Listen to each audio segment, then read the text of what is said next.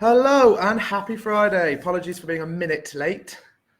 I couldn't find my headphones, but here I am. And as usual, we will wait a few minutes for more folks to join before we dig in and start going.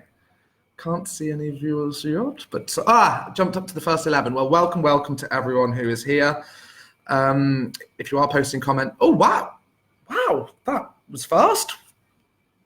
Wow, okay, sorry, we've jumped up to 137 viewers within the first minute, which is a record. Wow, so there's a lot of people watching. I'm actually quite nervous. Great, well, thank you very much for joining. I can't see your comments yet, but they will start appearing. If you're saying hello back, I will keep an eye out. But yes, thank you very much for joining. Happy Friday. It is Friday, which means it's Findmypast Friday, which means we've added new records, and that is largely what we're here to talk about today. But not only that.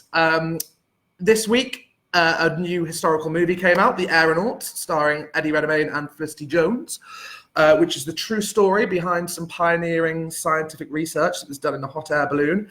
And I thought that would be a good excuse to talk about the history of aeronauts and ballooning, which is actually a lot longer and a lot more interesting than you may have first guessed. For some reason, I'm not seeing any comments, which is a little alarming. Let's just see. I'll try testing something. Yes, that's it. Got them up. Hello, everybody. Sorry, that was a little bit late. Hello, Eric. Hello, Joe. Hello, Pancho. Hello, Patricia. Hello, Sam. Hello, Kelly. Hello, Jacqueline. Hello, Karen. Hello, Diane. Hello, Nicole. Wow. Hello, everybody. There's too many to list through. Sydney Paddington back home in sunny Aberdeenshire. Hello, Rebecca from Canada. Oh, wow, cool. Nice to have someone watching from the North Country. Nicole Hassel, dull-looking Bilston. It's a dull-looking Shoreditch as well. We're all waiting behind the screen. Patricia's saying that. Vicky, Sue, Nicola Jennings, sad face. Oh, Nicola, why? Lynn Little, hi. Steve, hello, everybody. Well, thank you for joining. Yeah, so what we're discussing today. This week's new records, we've got over 114 million of them, so that's a lot. Updates to 3 existing collections and a new and very large collection of modern probate records, courtesy of a hard-working team of volunteers, which Miko Cleland has put together, if Miko is watching, which he normally does. Sylvia's made it. Hi, Sylvia. I'm glad you did. So yeah, we'll be talking about the new records, and as I said, the kind of history behind this new film, The Aeronauts, some of the real-life figures who inspired the film and their amazing lives. Also a look at the family tree of Eddie Redmayne, who is in the film. He has, with a name like Redmayne, with, let's say, his well-to-do background, you'd imagine he'd have some impressive ancestors.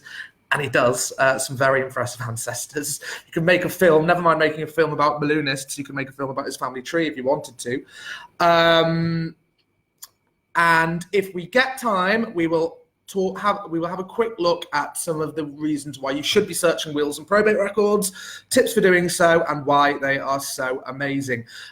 We have done wills and probate before, but I just wanted to highlight them again because I think on the surface, some people can suspect them to be a bit of a dry record set that won't reveal that much, but that is not the case. They can shed light on all sorts. So, obviously they can tell you what was important to your ancestors, their worldly possessions that mattered most to them and what they wanted to pass on. They can explain the presence of certain family heirlooms. If you're ever wondering where that vintage gramophone came from, a will might explain that. But also they can shed light on relationships, not just in the family unit, but outside. People may have been written out of a will, names you may not have come across, maybe mentioned in a will, and then you look into it and find out this person was a very close friend of your ancestor or someone who played a big role in your family story. So yeah, wills are amazing. And with that in mind, our question of the week this week is, did your ancestors make a will? If they did, have you found it? And what did you find? Who did they leave? What did they leave behind? Who did they bequeath it to? And based on some of the responses that came in when I posted this question on Facebook earlier, it really does show how you can find some incredible stories in wills. So Paul Van Doodson, one of our regular viewers, one of our top fans, has said, Robert Gilbourne Parker, who died in 1975, so quite recently left Brownsholme Hall to a 4th cousin. I was also his 4th cousin. Sadly, I didn't make it into the will.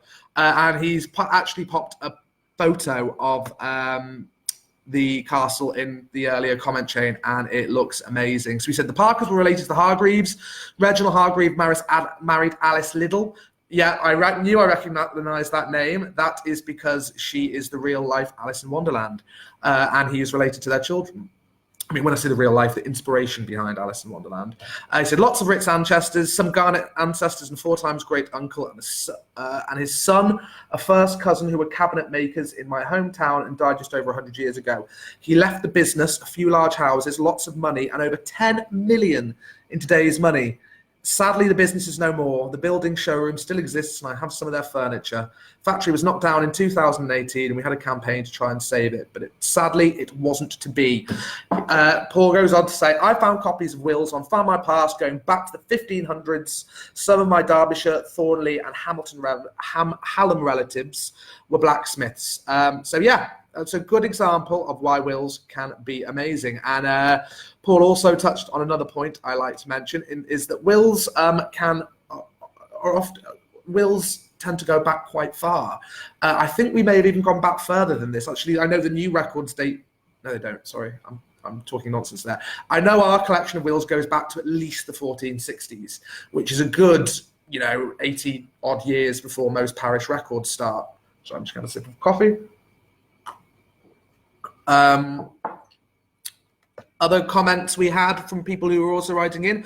Tracy Bedford said, my hubby's great-great-grandfather, Friar Warbank, wow, that's an incredible name.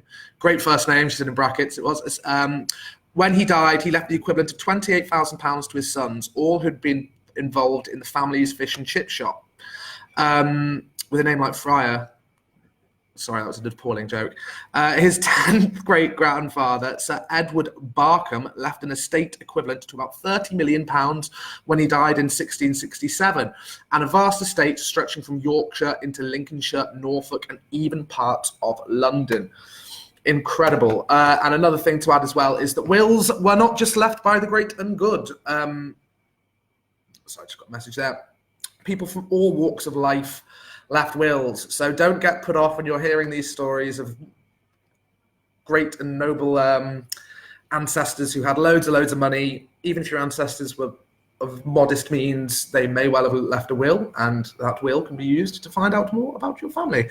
So Kimberly Thompson saying, took me a few minutes to unravel my headphones. Hello, everyone. I'm very glad you're here, Kim. Karen Harvey, hello from Essex. And I noticed someone, Sylvia, I can see is already answering the question, but who was it? Someone asked a question if they could find out about their grandmother's death, accidental death from drowning. Sylvia hit the nail on the head. Newspapers. Look, you might find coroner's reports, you might find a write-up of the event, but yeah, newspapers are one to be looking where you're looking. Wow, Linda Joy O'Dwyer, 2 a.m. here in Queensland. Love Findmypast. Well, we love you, Linda, especially considering that you're tuning in at 2 a.m. Wow. Thank you very much, Alice. Right, so yeah, I've done what I always do, and I've given myself way too much to talk about, so I probably should dive straight in. Do keep on adding your comments. Let us know what you found out in wills. Karen Harvey said, I've been disappointed applying for a will. I applied for one in 1913 and for £11 only received information back about the reference which I had obtained on Ancestry in order to apply for it. Yeah, that's not very useful. Yeah, it swings and roundabouts. Sometimes you might unravel loads, sometimes you might not, and I believe the price may have been dropped. I think it might be a bit cheaper now. Rebecca Bolston said, I found that Elizabeth Gardner Grosvenor Delaporte had a sister Mary Webb. Wow, those are some quite posh-sounding names. Linda Joy O'Dwyer said, an ancestor left a will with names and married names of nieces and nephews, brothers and sisters, even down to his servants. Wonderful piece of history. It really is. And that's, yeah, it proves the point. It shows not only the immediate family members, but other relationships that existed in that family unit. They must have been close to their servants, fond of their servants. Their servants may have even been like unofficial relatives. So yeah, that's lovely. And that's what wills can do. They can tell stories about interfamily relationships. So anyway, I should probably have a look at the records we have added this week, because I really want to share with you some of the amazing history behind balloonists and ballooning, because it is incredible. Some of the pioneering aeronauts were literally like rock stars of their day. They'd attract incredible crowds. They tour Europe giving demonstrations, and one of these demonstrations even led to a riot in Leicester, which is a story I'm very looking forward to sharing with you in a bit. So yeah, crack on. What records do we have this week? So, as I said, we have 114 million. I won't go into too much detail on the existing sets we've updated, because as I said, they're not brand new, but still it's always nice to add new records, adding more value to your subscriptions, what other subscription you may have. But first up, we've added another 45,000 records to the Greater London Burial Index. Greater London Burial Index is an amazing resource. We're very glad to have it. It's a combination of a variety of different burial records, monumental inscriptions from the City of London and all across Greater London, and it's growing exponentially. And actually, that's what I said about earlier records. The records in the Greater London Burial Index actually date all the way back to 1399. It's the very end of the 14th century. So those are some early records. And they'll reveal things like the date and location of your ancestors' burial, as well as their occupation, address, denomination, age at death. And one of the other reasons I like the Greater London Burial Index is because it covers a lot of the big grand old cemeteries of London, and therefore there's some rather interesting people in these records. I mean, one of the ones you can find in the Burial Index is a man called George Wombwell, or Wombwell. I'm not sure how you pronounce it. Wombwell, and he was an incredibly famous Victorian menagerist. He ran a menagerie. So Wombwell was born in 1777 in Essex, and at the age of 13, he moved to London to become an apprentice shoemaker in Soho. But he was savvy. He had a business mind. And when he was in his, I think he was in his early 20s, a ship from South America brought 2 boa constrictors to London. He was fascinated by them and realized these could be quite an investment. He paid a lot of money for them and basically made his money back very quickly by exhibiting them in taverns across London. He realized he was onto something, and he could make a bigger business out of this. So then he began buying any exotic animal he could find on a ship that was passing through London, whether the ship had come from Africa, Australia, South America, and this eventually allowed him to open his own menagerie in Soho. So this was called Wombwell's Travelling Menagerie, and in 1810 he started touring British county fairs. Massive hit. His menagerie contained things like elephants, giraffes, leopards, lions, tigers, wildcats, zebras, llamas, monkeys, ostriches, you name it. And of course, this was before television, photography, before David Attenborough. So these animals would have appeared like mythical creatures to many of the people who went to go see them. It would have been absolutely fascinating, hence his incredible success. He even displayed gorillas. I don't know how they managed to control animals like gorillas and rhinoceri. I don't know what the plural is.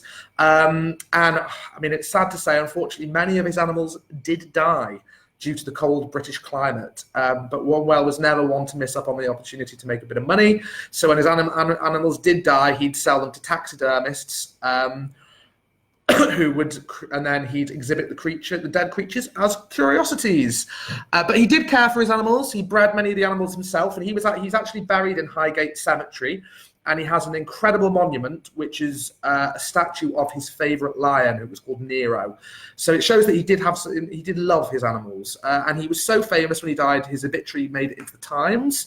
And the Times stated that no one probably has done so much to forward practically the study of natural history among the masses. So there you go. And in the records, his occupation is listed as menagerist. So that's the first collection we've updated. We've also added about 3,500 new monumental inscriptions to our collection of Middlesex monumental inscriptions. These are all from the parishes of Harefield, St Mary the Virgin, and Sunbury St Mary. Sunbury St Mary is around the corner from my flat, actually. And again, you probably don't need to explain what monumental inscriptions are. They are literally transcripts of the inscriptions on your ancestor's monument, whether it's a gravestone, something more permanent, even stained glass windows. Some of the records come from things like that. Gravestones, tombs, windows, all of the above. But yeah, they're fantastic because these inscriptions will often have biographical details that wouldn't make it into a burial register. You might have doctor of this parish, or you might have the names of additional family members, beloved son of, wife of. You may find family members buried in the same plot. You may find multiple ancestors at once with one record. But yeah, that's why they're good. And we've also added 13,000 additional records from 35 burial sites across Dorset to our collection of Dorset memorial inscriptions. So there you go. Those are the updates. Actually, before we go to the brand new collection, we've also added some really good new newspapers this week. We add new newspapers to our collection every single week. And with this week, we've hit another benchmark. We've added about just under 200,000 new pages, which takes us over the 34 million page mark. We love digitizing newspapers, and every milestone we reach is a cause for celebration. We were very pleased to hit 33 million earlier in the year, and the fact that we've hit 34 million within a year just shows how much we're accelerating digitization of newspapers, because they are fantastic. But yeah, we've got 6 brand new London titles this week. We've got the world's first ever evening newspaper, the Star of London. We've also got the Statesman and the Express. The Statesman's actually quite an interesting paper because it was started by this chap called Robert Wardell, and the reason Wardwell's not famous for the Statesman, he's actually famous because in 1824 he sailed to Australia and founded Australia's first ever independent newspaper, The Australian, which is probably a bit more famous than the Statesman is. And that's when publication of the Statesman ceased. We've also added a paper called the Express and one called the Press, a Saturday paper from the mid-1800s. If you do want to know more about any of these updates, go to the latest records section of our blog. You'll find more detailed descriptions. And yeah, that's how you find out a little bit more information. But the biggest set we've added this week is called the England and Wales Government Probate Index 1960 to 2019. So these are recent records. These are handy for trying to figure out if a relative you may suspect still to be living has actually passed away. But it will also give you the person's death date, probate date, residence, next of kin, and information you can use to actually order a copy of their will. So what are these records? As I said, these records have been transcribed by an incredibly talented team of volunteers put together by the wonderful Miko Cleland. And actually, I think Miko's probably always looking for more volunteers. So if any of you watching would be interested in volunteering and helping us transcribe and index records, maybe get in touch with our customer support team and they will either put you in touch with myself or Miko. So yeah, if you want to get involved, put your hand up. Findmypast needs you. So yeah, with massive old collection, images and transcripts.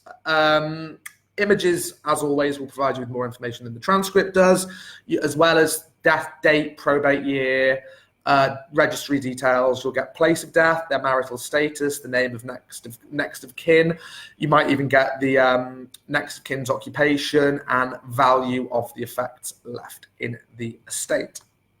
If you want to know a little bit more about where these records come from, they come from a death index created by the Probate Service. So in 1858, responsibility for approving wills and granting letters of administration was passed to the probate registry by the Church of England, and they've managed it ever since. So that's who those records come from. So yeah, massive old collection. I shouldn't say old, massive new collection of recent records. Hopefully they will be of some use. Great. So that is this week's records. That's why I'm talking about probate. Karen Harvey's saying I'm just looking at some comments before I dive back into ballooning. Karen Harvey's saying, where are coroner's reports held, please? Newspapers are probably your easiest and quickest way of finding them. If you search for a name and coroner, unless that person was a coroner, you will normally come back with a coroner's report if they did die, if it made it into the newspapers. And some of these can be incredibly detailed.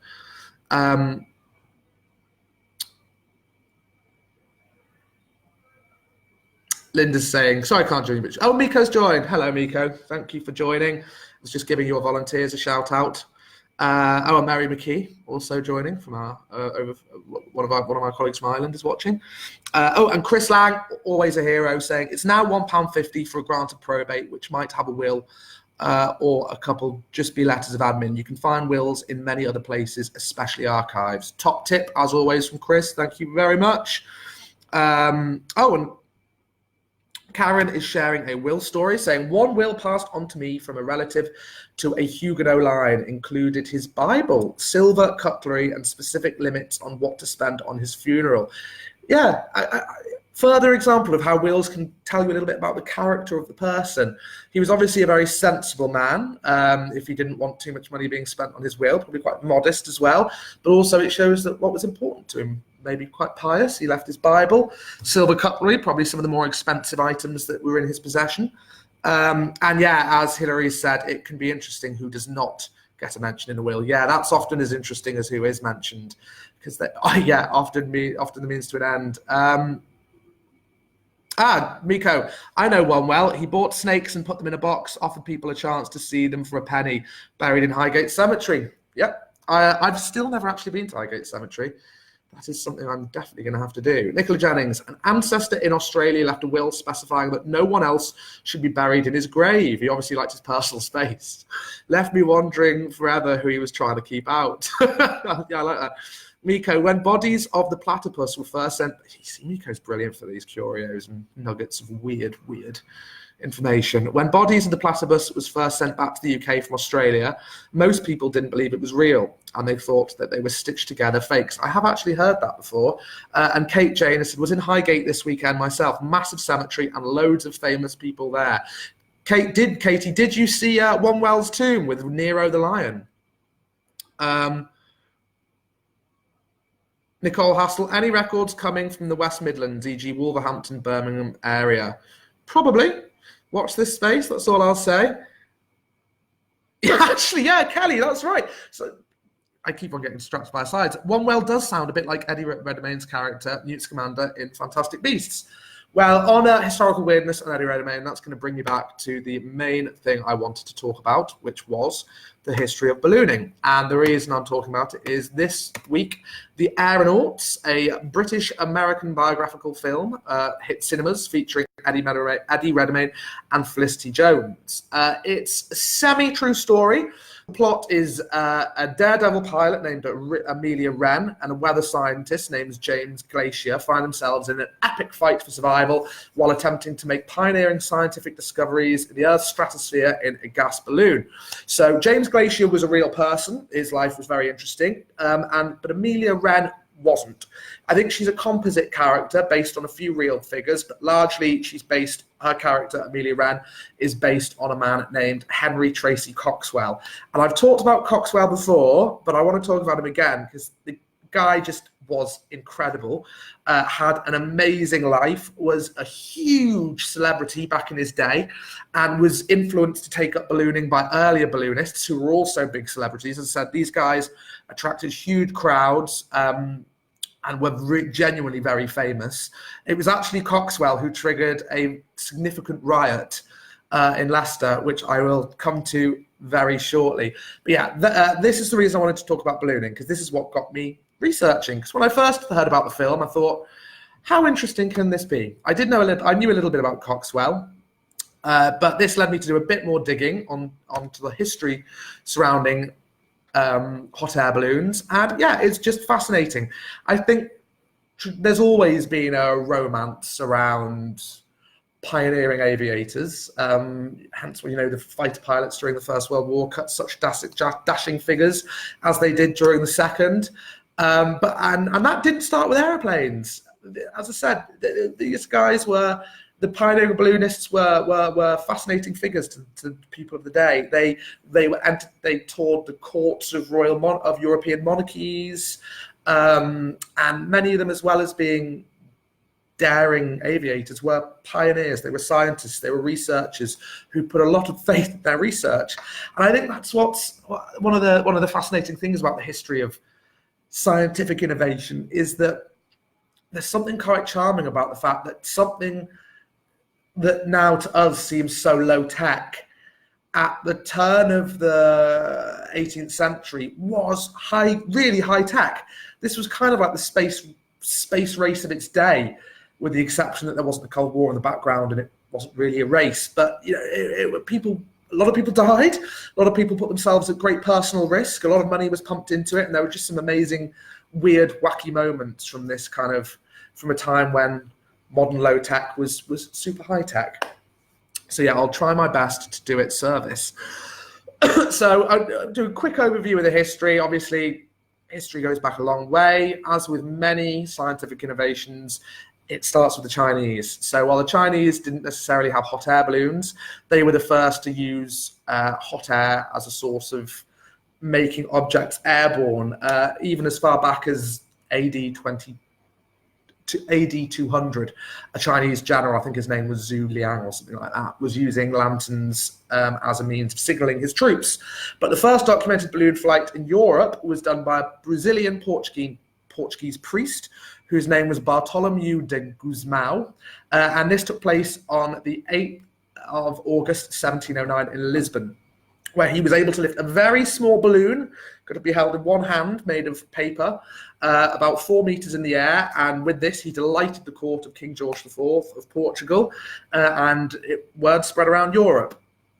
So, but when things didn't really get serious until the 1700s. While it was a series of English and Irish and Scottish scientists who kind of laid the foundations, it was the French who really ran with it and really got things going.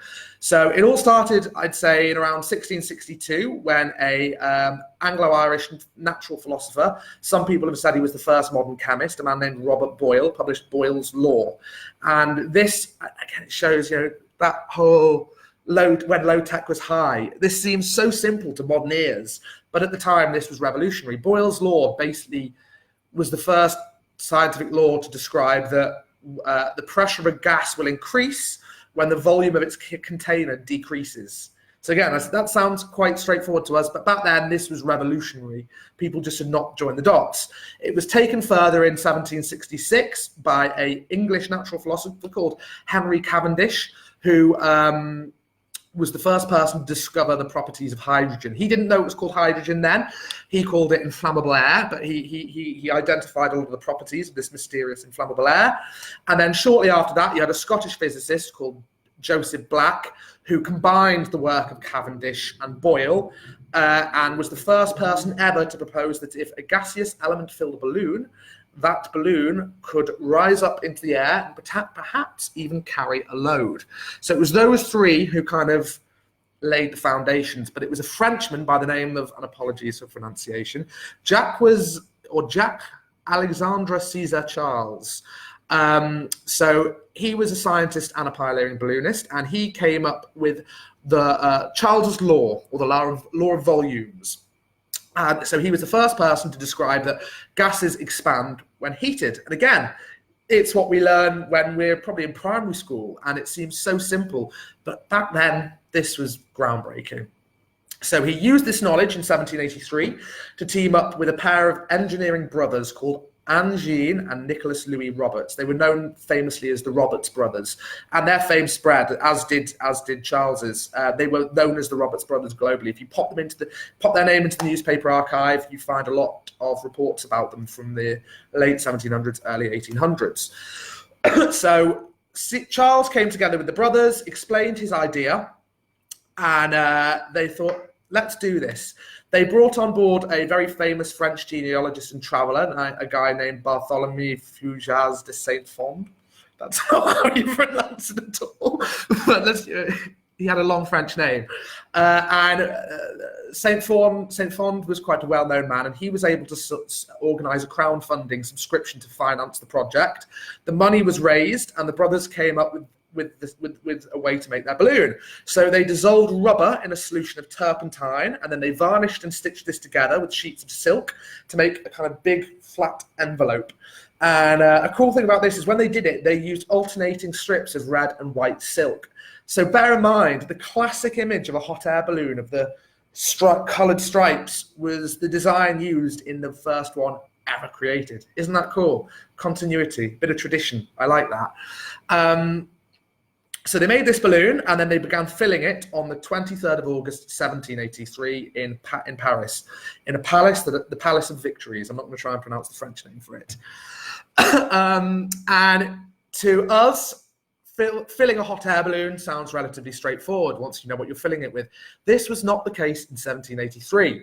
They had to create the hydrogen gas, and then they had to get the hydrogen gas into the balloon, which was not an easy thing to do with late 18th century technology. And the way they did this, I mean, the effort they went into was incredible. It was only it was a small balloon, 13 feet in diameter, only capable of lifting about 9 kilograms, so not large, not very large. But to fill it, they basically had to pour a quarter of a ton of sulfuric acid onto a half ton of scrap iron, and the fumes this generated were captured by cooled pipes and funneled into the balloon. That's a really simple explanation of it. It was a lot more complicated than that. But I wouldn't do the actual scientific explanation justice. And this was, as I said, this was of such interest to people that daily progress bulletins were issued on the progress of the inflation. And the inflation actually attracted huge crowds who'd come by every day to assess the project, to assess the progress. It took 4 days to fill. And you'd think watching a hot air balloon slowly fill up over 4 days sounds very boring, but this was cutting edge science at the time, and people wanted to see this. So once it was filled, the balloon was moved secretly by night to the Champ de Mars, now the site of the Eiffel Tower, a distance of 4 kilometers. So they must have had fun secretly moving that through the streets of Paris. And it was launched on the 27th of August, 1783. And I was saying how these balloonists toured the courts of European monarchs. Lots of famous people were very interested in this. And do you know who was present at the launching of the very first hot air balloon? One of America's pioneering early scientists, Benjamin Franklin. He was there. Benjamin Franklin was in the crowd of onlookers. And who knows, maybe seeing this inspired some of Franklin's own research. I don't know. The balloon flew northwards for about 45 minutes, and it was pursued by chasers on horseback and landed about 21 kilometers away in a village called Jeunesse. And again, I love these little weird little bits of history. It showed the high-tech, low-tech thing. When it landed, obviously the villagers were terrified. They didn't know what this thing was. This strange creature had descended from the heavens and landed in their village. So the local peasants ran out of their houses with pitchforks and knives and aggressively attacked the crashed balloon and completely destroyed it. And considering how expensive it was and the amount of effort that had gone into create it, let's just say the Roberts brothers and Charles were not too pleased. But the terror was real. I mean, it must have been like some crazy UFO. Well, they wouldn't have the concept of UFO, but Lord knows what they thought it must have been. I think if you saw some strange object descending from the sky, went to your knowledge, objects should not descend from the sky, you probably would grab some of your friends and attack it with pitchforks.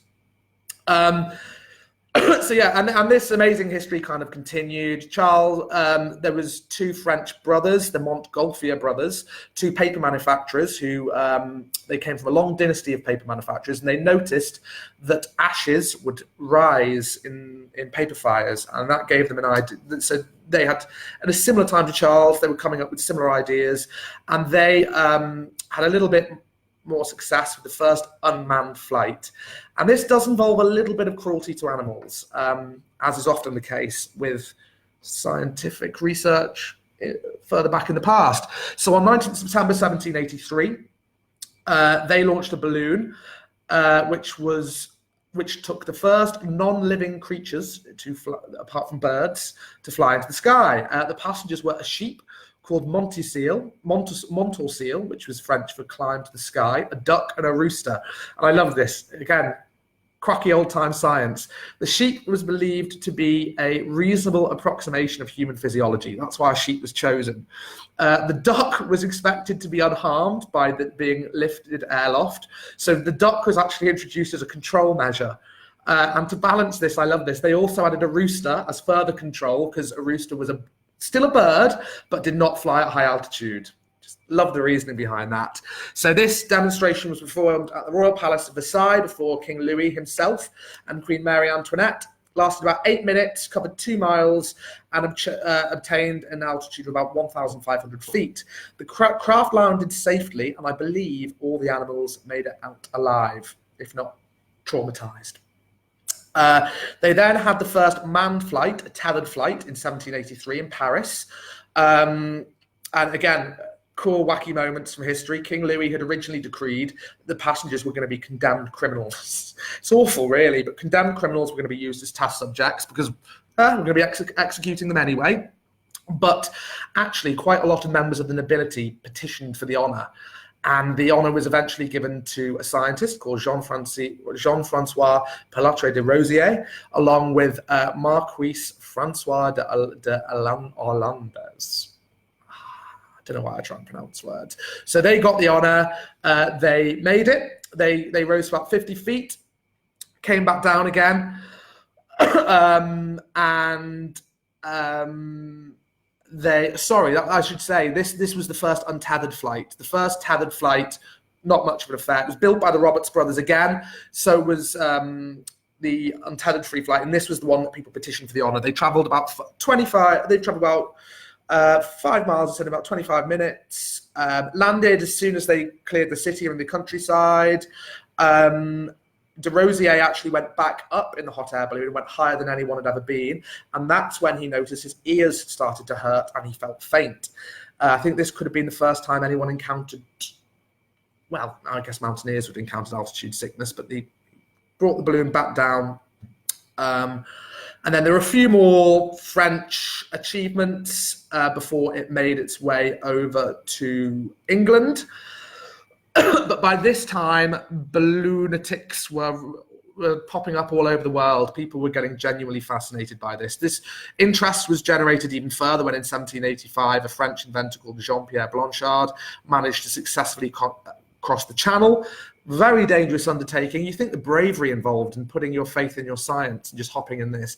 But the first disaster didn't occur until May 1785, and this actually happened in Ireland, in the town of Tullamore in County Offaly. I'm massacring pronunciations again. And this disaster was actually a lot worse than you'd expect. It was much worse than the balloon crashing and the inhabitants and the occupants of the basket being hurt.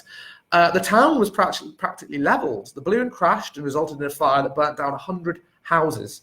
And that makes Tullamore the site of the world's first aviation disaster. And to this day, another cool bit of cool fact, the town shield depicts a phoenix rising from the ashes.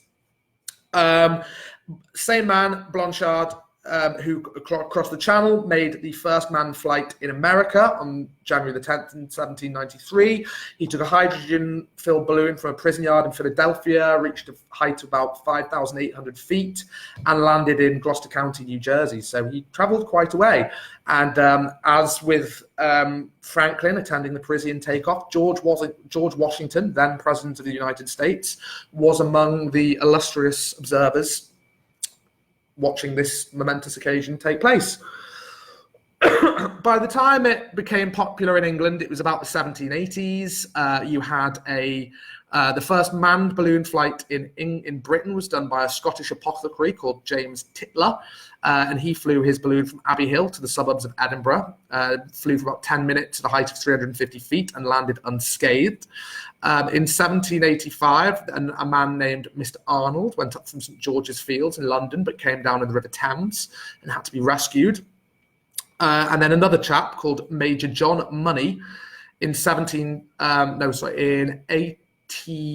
was the same year, in 1785, this Major John Money had become aware of how popular these were and wanted to raise money for the Norfolk and Norwich Hospital. And he did this with a balloon launch that people could come and watch and sponsor. And he passed over Lowestoft at about 6 p.m, but came down 18 miles away in the North Sea. He managed to survive in the North Sea for 5 hours before he was rescued by a passing cutter.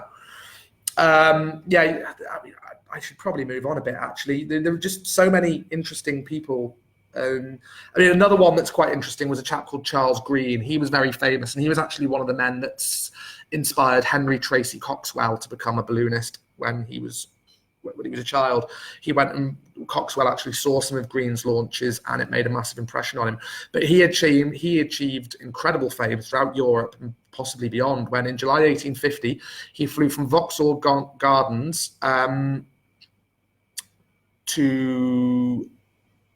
he didn't fly from Vauxhall Gardens. He lifted a balloon from Vauxhall Gardens with a pony in it, as well as himself. And And then this led to copycat attempts in France, where a lady called Madame Poitevin took off from, I can't remember where she took off, but she actually sat on a bull, which is incredible when you think the weight. She wanted to recreate Europa on a bull. And this very nervous bull was dressed up as Zeus in bull form. And it led to a charge of cruelty to animals, a big old police case, which you can find details of in the newspapers. I haven't checked our crime records, but you may be able to. And this led to a lot of public outrage. And after that, no animals were used in balloon displays in England. The Vauxhall one I was thinking of, which I got confused with, was in 1836. It was also Charles Green, where he flew for 18 hours from Royal Vauxhall to Weilburg in Germany, which was a world record that was unbeaten until 1907, which is amazing when you think about it. He set the record in 1836 and wasn't beaten until 1907. It was still incredibly dangerous doing this. I mean, an artist called Robert Cocking attempted to design a parachute based upon a French prototype, and he had great faith in this parachute because he tested it out in Vauxhall by jumping out of a balloon from about 1,500 meters, but tragically the parachute failed to open and Cocking was killed. So that's my very brief overview of the history of ballooning. But what about the film? So as I said, it's about James Glaisher, who's depicted by Eddie Redmayne. Glaisher was born in 1809. You can find him in loads of our records. He's all over our newspapers. He was born in Rotherhime. He was the son of a watchmaker. So I guess tinkering and engineering was in his genes. But he kind of got his career in science when he joined Cambridge Observatory as an assistant in around 1833, but then he moved on to the Royal Observatory at Greenwich and was superintendent for the Department of Meteorology and Magnetism, and he held that position for 34 years. And meteorology was really where his passion lay. He was a founding member of the Meteorological Society as well as the Aeronautical Society in 1866. But the thing he's most famous for are the events that are depicted in the film. And this was the pioneering ascents he made between 1862 and 1866, normally with Henry Coxwell as his co-pilot. Coxwell wasn't his co-pilot on every occasion, but he was in most of them. And the reason for these were to measure temperature and humidity at the atmosphere at its highest levels. And in 1862, he broke the world record for altitude, but passed out at around 8,000 meters before a reading could be taken. Because bear in mind, this was done without oxygen masks, without pressure suits, a lot of the things that high altitude pilots rely on today. And to show how punishing this could be, one of the pigeons he took with him on the trip died. So he survived, his pigeon died. Some estimates suggest that he rose more than 9,500 meters, which would be incredible. And you can actually find him in our census records. And to prove that, I've dug him out. So here is Glaisher in the 1881 census. You can see him. He is living at 1 Dartmouth Place in Lewisham, and his occupation is listed as the late superintendent of the Department of the Royal Observatory of Greenwich. Bit of a transcription error there, I think. If you had a look at the image, it should give you a little bit more of an accurate one. And the other man I wanted to talk about, who I guess is a bit of a hero of mine, Henry Tracey Coxwell. If you want to look at Henry Tracey Coxwell in the census, here is a record for him also in 1881. So this was just before Coxwell and Glaisher started doing their dangerous pioneering ascents together. And Coxwell's occupation is listed as an aeronaut, formerly dentist's assistant. And he was living at 4th Cinqueport Road in Seaford, Eastbourne, Sussex. But why was Coxwell so interesting? Well, because he led an amazing life. He was the son of a commander of the Royal Navy, Commander Joseph Coxwell. And he was born at the parsonage in Woodham. His grandfather was the Reverend there, Reverend Charles Coxwell at Ablington House, in 1819. And he went to school in Chatham and was apprenticed to a dentist surgeon, as you will see referenced in the census. But it was as a child, as I said, he watched many ascents of of these big rock star style balloonists, Charles Green, Robert Cocking, the man we also mentioned before. But it wasn't just men who were doing this, I should add. So while Felicity Jones' character is an invention, there were pioneering female balloonists such as Mrs. Graham. I actually don't know why they invented a character. Surely they could have just put the real character of Mrs. Graham in there. I know she didn't actually go up in a balloon with Glacier, but she was a real person and with an amazing story. But yeah, seeing these ascents as a child had left a real impression on him, and he really wanted to give it a go himself.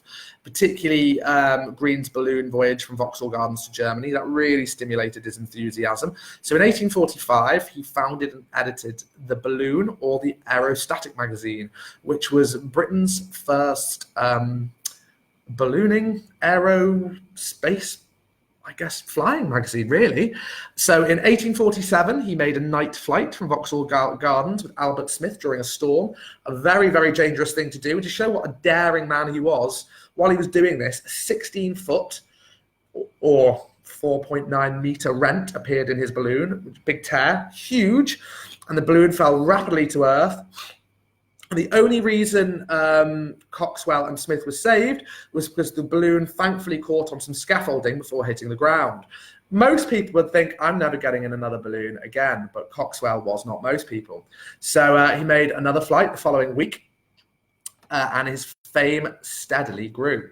So by 1848, he developed quite a reputation, was entrusted with the management of a privately owned balloon called the Sylph. This was a big balloon that was based in Brussels, but it allowed Coxwell to tour Europe, where he made ascents in Antwerp, Elberfeld, Cologne, Prussia, Berlin, Hamburg, Breslau, all these places, and growing more famous at each and every time.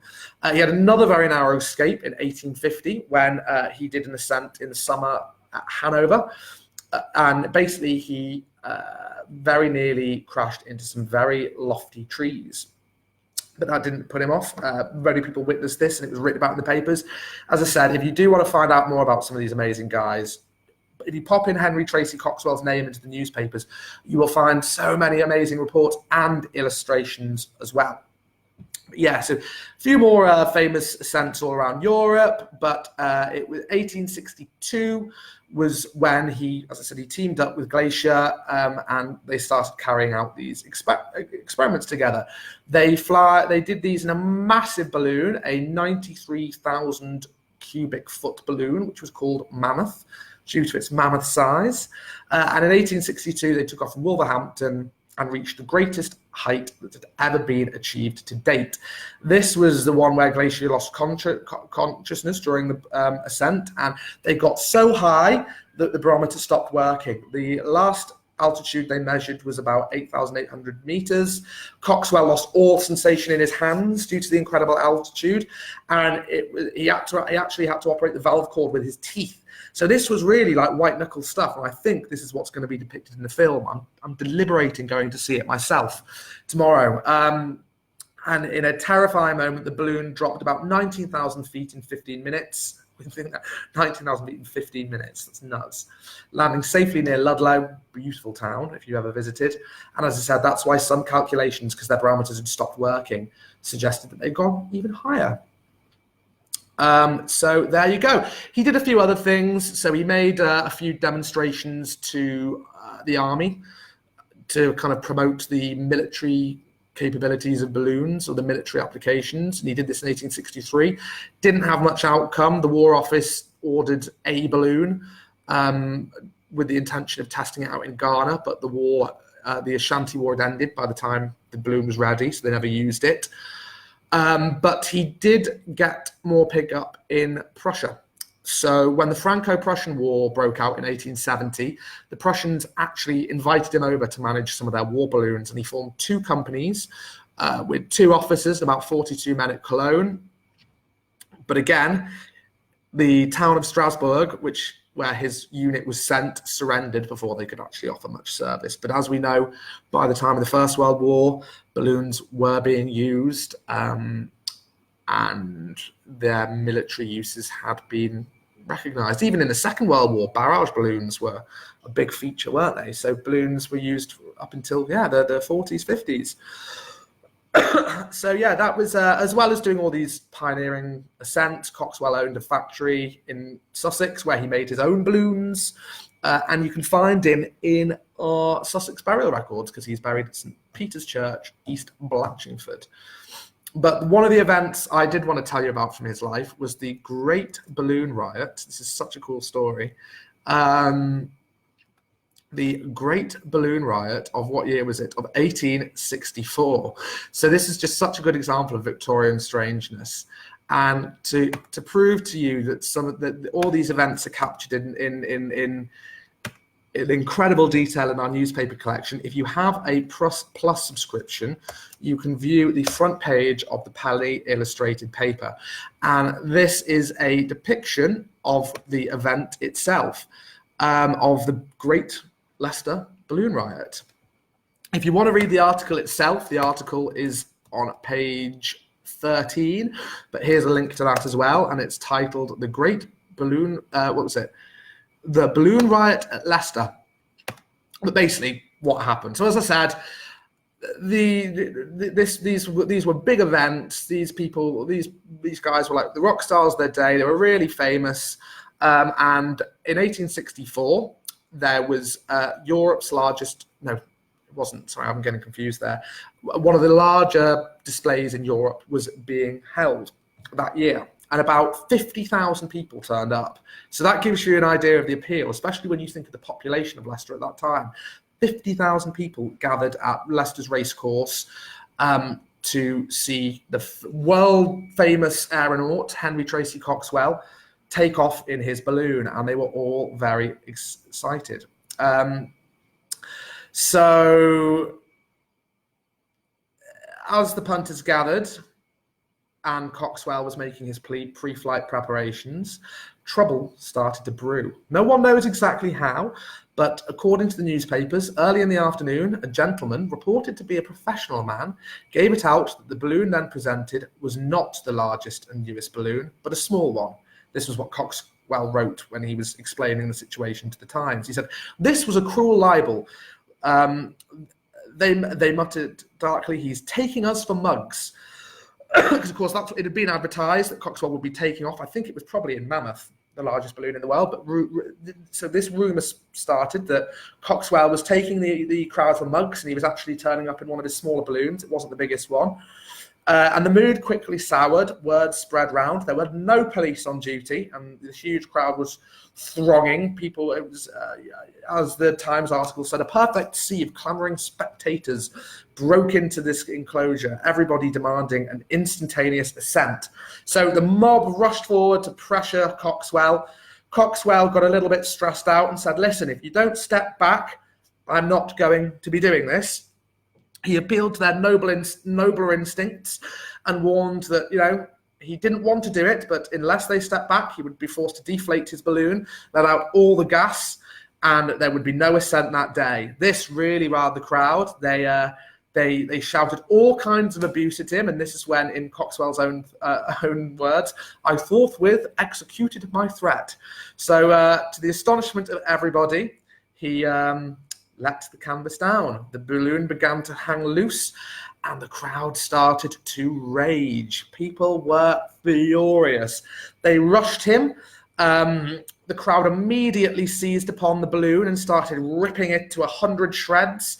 People was the balloon car, the wicker basket was set fire, and according to the papers, immediately burnt to ashes. Coxwell himself was battered quite badly. He had to be rescued. He said, "I was brave." He said, "It was brave but hard work. For nothing short of the destruction of my balloon, and indeed an attempt on my own life, appeared a sufficient sacrifice." A man called Sergeant Chapman was able to rush to Coxwell's aid and drag him away and get him away, and Coxwell's clothes were torn off his back. A cry was raised, "Rip him up, knock him on his head, finish him." So I think there weren't any noble instincts in the crowd that Coxwell had tried to appeal to. And Coxwell was really, really upset by this. In his own words, he said, "I never witnessed such barbarous ignorance. baseness and injustice in my life. I fear. Oh no, this was someone who wrote a letter into the paper. I'm getting that wrong. This really annoyed people. I feared Mr. Coxwell would be killed. I was knocked down thrice myself, simply for endeavouring to defend him. They have burnt the balloon and are parading its remains through the town, having just passed my window. So as I said, this caused a big brouhaha in the papers of the day. The inhabitants of Leicester were unkindly labelled as ballonatics for a while. It was a nickname they weren't particularly pleased about. I mean, even so, the article that accompanies the illustration in the illustrated penny paper says, this disgraceful scene represented on the front page is best described in the words of Mr. Coxwell, who was brutally mobbed and whose balloon was totally destroyed. So yeah, if you follow that link, you can find out what Coxwell himself was saying on it. But if you just pop in Balloon Riot Leicester, you will find many, many, many articles explaining it. So there you go. That's the history behind the film. The history of don't you think that's interesting? I did. We've lost a few viewers, so maybe you didn't. But as I always say, I think it's I kind of waffle on in the background while you guys can chat amongst yourself.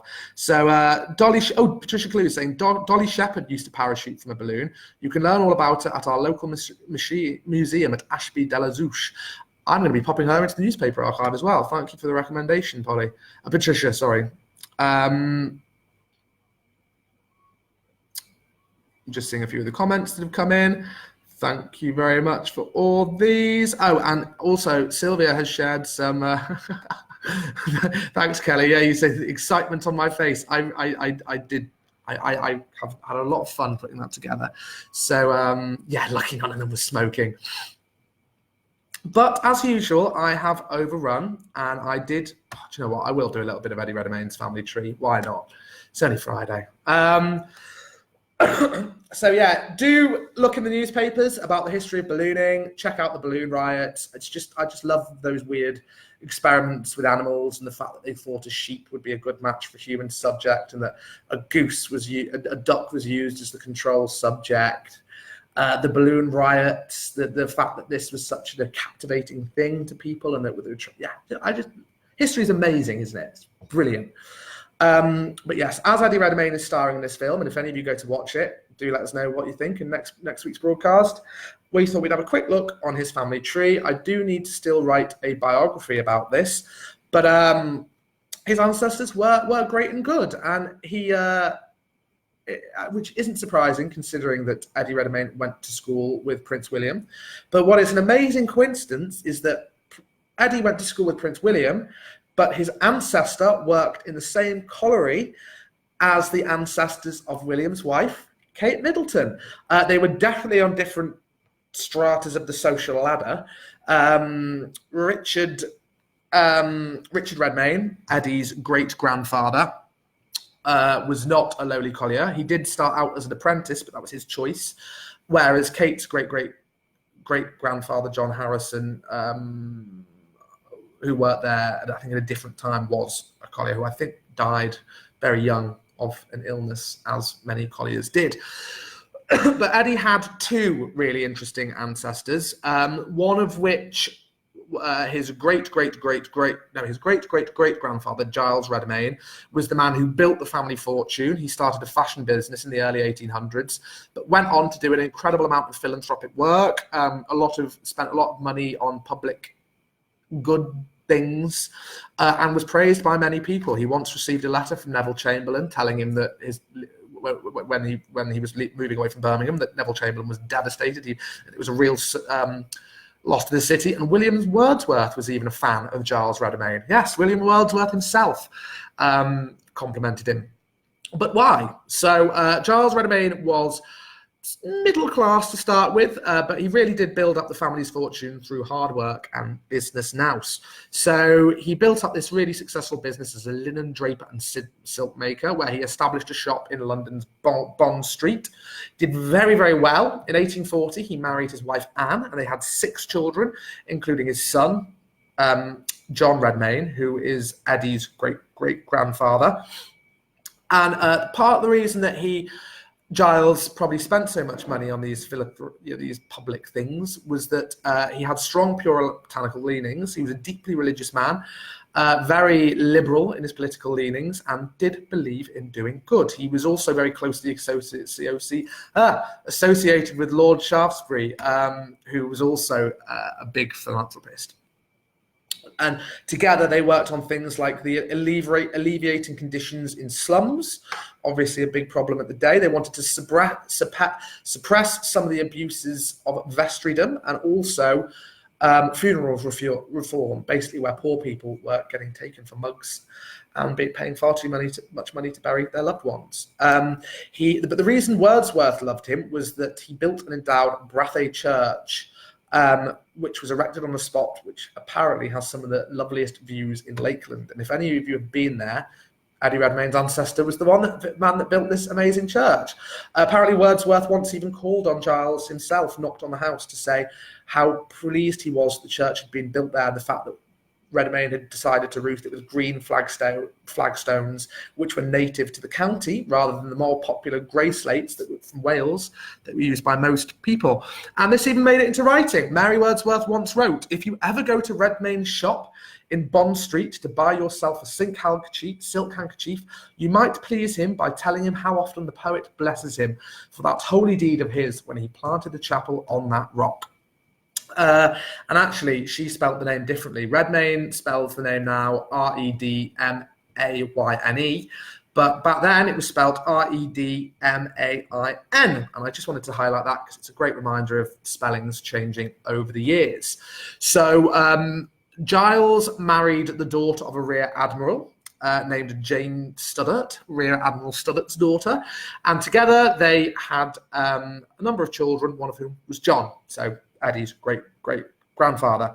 So like his father before him, John was also a man of strong moral conscience. I guess that's to be expected if your father is such a religious and publicly minded person. But yeah, John Redmayne was, from what I've read, sounded like a lovely man with a real strong moral conscience. He was a chemist by trade, employing about 593 working class men and about 109 boys, as well as, but he also served as a magistrate. But just like his father, he did a lot to change lives. He was, as well as being a chemist, he was also a very eminent civil engineer. And during the early 20th century, he was a real force for improving mine safety. And we've done a Facebook Live on mine accidents before, and we've got record sets on a load of record sets on Findmypast, which is specifically about mining disasters, and show just how dangerous an occupation it was, and still was up until the 80s when the pits were closing. You know, many miners died very young. It's a hard way to make your money in the bowels of the earth. But yeah, he did a lot of work in improving these conditions, and for this he was actually appointed a Knight Commander of the Order of Bath, a Chevalier of the French Legion of Honour, and a Companion of the Order of St. John of Jerusalem. So, as I said, you know, very illustrious ancestors does Eddie have. But the reason he worked at the same colliery as Kate Middleton's ancestor was because, as I said, man of strong moral conscience, he did not want to rely on his family name for success. He didn't want to piggyback on the work his father had done. He wanted to work his way up, and he was prepared to do so. So he joined Hetton Collieries in 1883 as an apprentice after he studied at Durham College of Science. And yeah, that Hetton Colliery is where the Duchess of Cambridge's great-great-great-grandfather John Harrison worked. And he was a poor man who died of tuberculosis at the age of 54. And while they may not, they probably didn't cross paths, but I've just seen in my notes, they were there at the same time. While Richard was an apprentice, John Harrison was still working there, but died very shortly after. But so he worked his way up, but it was when he witnessed a big accident at Elmore Pit that sparked his lifelong interest in improving mining conditions. It was a terrific explosion on the 2nd of December. And in his own words, because John wrote some very detailed memoirs, he said, "It occurred before 3 a.m. when only 38 persons were at work below the ground. The loss of life was not as great as it would have been had the first cold getting had it been the first coal-getting shift, which ascended at 4 a.m., being at work. Of the 38 men underground at the time of explosion, only 10 were saved. So, at least it's not a tremendous loss of life. That's still, 28 men out of 38 who lost their lives. But this really inspired him to do a lot of research, and he really did spend his entire life fighting for better conditions, and this work ended up getting him appointed as the chairman of mining at Birmingham University, and then he also worked on a load of government committees campaigning for shorter hours and better workers' rights. So there you go, an amazing man who did lots of good. And this was recognised by the government. He was also appointed by the Home Secretary to be the first ever Chief Inspector of Mines, and he remained in the job for the next 12 years. And also, when we talked about mining accidents in the last one, we talked about the 1911 Mine Regulations Act, and you can find lots about the reports that went into getting that act through Parliament in the BNA. When I say BNA, our newspaper collection, I should stop saying BNA, Findmypast newspapers, which you can get with a pro subscription. Lots of information in there. But yeah, Eddie Redmayne's great-great-grandfather, John Redmayne, it's not Redmayne, it's Redmayne, was very much instrumental in getting this done. So there you go. And actually, in another twist of fate, one day after he retired, Richard travelled extensively in Canada, and according to his memoirs, when he came back to England on the Pacific Line at Empress of Scotland, he was actually invited for dinner by future Edward VIII and his brother Prince George, because they'd heard of him, and he was well known for this amazing work he'd done. And I just think that's a fantastic, weird coincidence that he had dinner with the royals, and then 3 generations later, his great-great-grandson would be sitting in a classroom with Prince William. So, yeah, weird little historical sliding doors moments. So I hope that wasn't too rambling. And it's already 10 past, so I don't think I'm going to have time to talk about tips for searching wills. But yeah, I think I'm going to leave it at that because I've been going for an hour and 6 minutes. I can see a few people have already left. But yeah, thank you very much. Sorry, that's my phone going. Vernon Maldoom, I'm not making any of this up. It's all true. But yeah, no, thank you very much for joining. Have a fantastic weekend. I hope you didn't find any of it boring, and I hope I wasn't rambling too much. But yeah, thank you as always for tuning in. We'll be back again next week. The week after, we'll be taking a break for Roots Tech, and the week after that, we'll try and do a live broadcast from Roots Tech. Also, we're going to try and meet up with some of you guys there. I believe Ellie's been communicating that out in our community. But yeah, brilliant. Hopefully, I will see some of you at Roots Tech. I will see you again on here next week. Have wonderful weekends, and thank you for taking part and joining in. Bye-bye. Oh, bye-bye.